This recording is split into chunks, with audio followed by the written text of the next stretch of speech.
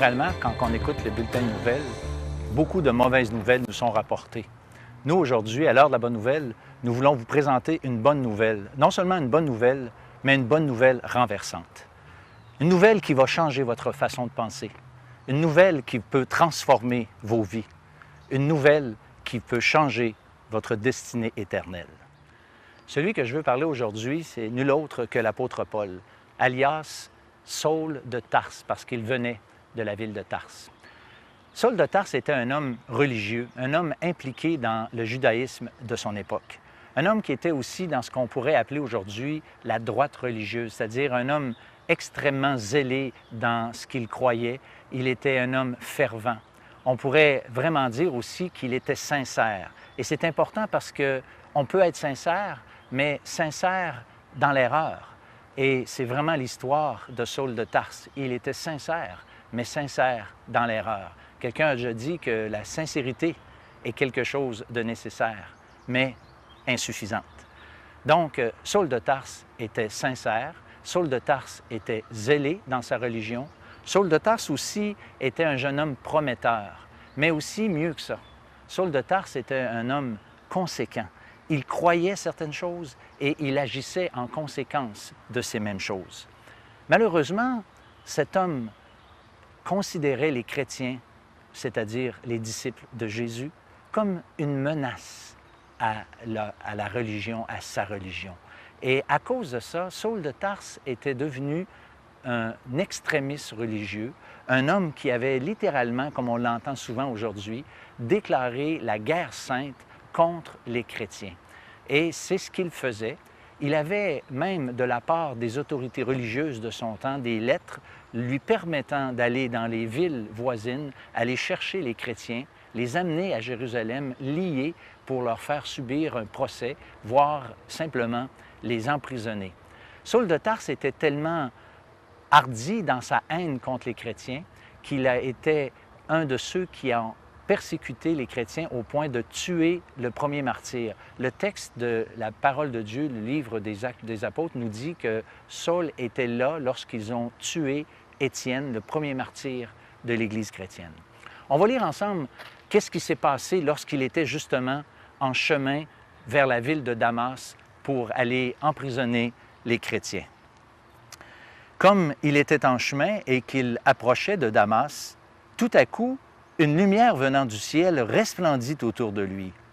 Il tomba par terre et il entendit une voix qui disait « Saul, Saul, pourquoi me persécutes-tu? » Il répondit « Qui es-tu, Seigneur? » Et le Seigneur dit « Je suis Jésus que tu persécutes. Il te serait dur de regimber contre les aiguillons. » Tremblant et saisi d'effroi, il dit « Seigneur, que veux-tu que je fasse? » Il y a trois vérités qui ont littéralement renversé Saul de Tarse. La première vérité concerne qui était Jésus. La vérité, lorsqu'il a découvert qui était Jésus-Christ, il s'est mépris à propos de qui il était. Par exemple, lui qui croyait que Jésus était mort, a réalisé maintenant qu'il est non seulement ressuscité, vivant, mais aussi glorifié, c'est-à-dire dans la gloire, dans cette lumière inaccessible dans laquelle Dieu habite. Par exemple, lorsque cette lumière s'est manifestée, le texte nous dit que c'était en plein midi, dans un gros soleil qui brillait, et cette lumière, c'est marqué, surclassait, surpassait celle du soleil. Ça nous donne une idée de la gloire dans laquelle Jésus était maintenant. Il était loin d'être un petit Jésus dans la crèche. Il était loin d'être un Jésus comme un homme ordinaire ou encore, comme souvent on le voit représenté sur la croix. Non, il était assis à la droite de Dieu dans la gloire. Et ça, c'est la première vérité qui a renversé Saul de Tarse. Mais la deuxième vérité, c'est qu'il a réalisé qu'en persécutant les chrétiens, c'est Jésus lui-même. Qui es-tu? Je suis Jésus que tu persécutes. La voix s'est fait entendre. Et cette réalité a vraiment renversé Saul de Tarse. Jésus avait dit auparavant que ceux qui faisaient du mal à ses enfants, c'est à lui qu'on faisait du mal. Et c'est exactement cette vérité. Voyez-vous, Saul de Tarse croyait servir Dieu et malheureusement combattait contre Dieu. Saul de Tarse a aussi été renversé lorsqu'il a réalisé à quel point il avait été trompé par la religion. Vous savez, dans le temps où Jésus vivait, ce sont les autorités religieuses de son temps qui ont organisé et orchestré le procès le plus injuste que l'histoire de la terre a porté. Lorsqu'ils ont crié « Crucifie, crucifie », lorsqu'ils ont apporté, par exemple, des arguments pour condamner le Fils de Dieu, c'était l'élite religieuse du temps de Saul de Tarse qui avait fait ça. Et maintenant, aujourd'hui, Saul de Tarse ne semble pas avoir lui aussi compris la tragique erreur que ses prédécesseurs avaient fait et lui aussi, rempli de haine, persécute les chrétiens. Et puis, on peut dire que le jour où il a eu cette vision céleste, eh bien, l'édifice religieux dans lequel il s'abritait s'est écroulé d'un seul coup. Et malheureusement pour lui, son attachement à sa religion, peut-être son zèle déplacé, a fait en sorte qu'il a été incapable de voir qui était Jésus. J'aimerais vous rappeler, chers amis, qu'aujourd'hui encore, peut-être par nos croyances, peut-être par notre attachement déplacé à notre religion, nous pouvons aussi faire la même erreur que Saul de Tarse et faire en sorte que nous ne voyons pas qui est Jésus et passer à côté du message central de la Bible, Jésus mort pour nos péchés. Et aussi, lui qui croyait, Saul de Tarse, être dans la meilleure religion, eh bien, il a dû réaliser que le message que les chrétiens prêchaient était le message que Dieu, en fait, prêchait à travers leur bouche. Et la grande vérité qu'on pourrait peut-être mentionner ici en passant, c'est le fait que la pratique de la religion ne sauve personne. La Bible dit que seule la foi, sans les œuvres de la loi, c'est-à-dire dans la pratique religieuse, ne peut sauver. Et si on se tourne vers Dieu simplement comme ça, on croit que Jésus est mort pour nos péchés, la Bible dit que nous pouvons avoir le pardon de nos péchés. Mais il y a aussi une troisième vérité qui a frappé, qui a renversé Saul de Tarse, c'est le fait qu'il a été appelé personnellement par Jésus-Christ.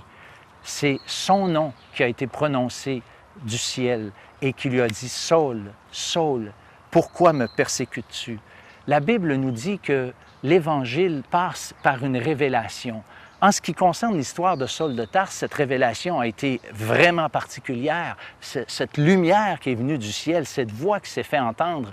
Mais je peux vous dire aujourd'hui que chaque personne qui sont converties à Jésus-Christ sont chacune d'entre elles des personnes qui ont eu une expérience personnelle, des personnes à qui Dieu s'est révélé personnellement. Certainement pas d'une façon aussi spectaculaire que celle que Saul de Tarse a vécu, mais certainement différents moyens peuvent être utilisés. Peut-être ce que vous entendez maintenant peut vous interpeller. Peut-être en lisant la parole de Dieu, la Bible, vous pouvez entendre dans le secret de vos cœurs, de vos âmes, le message que Dieu a pour vous. Et c'est ce que nous croyons que vous pouvez faire, chacun d'entre vous. En conclusion, j'aimerais vous préciser ceci. Si la conversion de Saul de Tarse a été renversante et spectaculaire, je peux vous dire qu'elle n'est pas toujours aussi spectaculaire, c'est vrai. Mais je peux vous dire, par exemple, qu'une conversion est toujours quelque chose de renversant pour celui qui vit une telle chose. Et l'expérience de Saul de Tarse, sa conversion, est un puissant témoignage pour chacun d'entre nous aujourd'hui, comment Dieu veut et peut transformer vraiment des vies, des existences. Et c'est marqué, on n'a pas lu dans le texte, mais c'est marqué que Saul de Tarse, Dieu avait un plan pour lui. Il l'avait appelé à un ministère particulier. Et cette vérité est vraie aussi pour chacun d'entre nous, parce que Dieu, dans sa grâce, veut aussi nous utiliser lorsque nous lui appartenons. Il a un plan. Et j'aimerais vous inviter à faire comme Saul de Tarse a fait. Il a reconnu son péché. 2 fois plutôt qu'une, dans les écrits qu'il a fait par la suite, il a dit qu'il était le plus grand des pécheurs parce qu'il avait persécuté l'Église de Jésus-Christ, les chrétiens. Il a dit qu'il était indigne d'être appelé apôtre à cause qu'il a persécuté l'Église de Jésus-Christ. Et il y a une chose aussi qu'il a fait que vous devriez, que je vous invite à faire, c'est d'abandonner votre vie entre ses mains. Le texte nous dit que Paul a dit « Que veux-tu que je fasse? » il a posé cette sincère question à Dieu et il y a un petit phénomène intéressant qui est inscrit dans le texte. C'est marqué « Ils l'ont conduit par la main ». Et ça, c'est tellement une belle image de ce que Dieu veut faire de nos vies. Il veut vous prendre à partir de maintenant par la main et vous conduire jusque dans la vie éternelle. Pourquoi ne pas le recevoir maintenant? Demandez-lui dans une simple prière. Il vous écoutera, pourra vous sauver, pardonner vos péchés et vous donner la vie éternelle.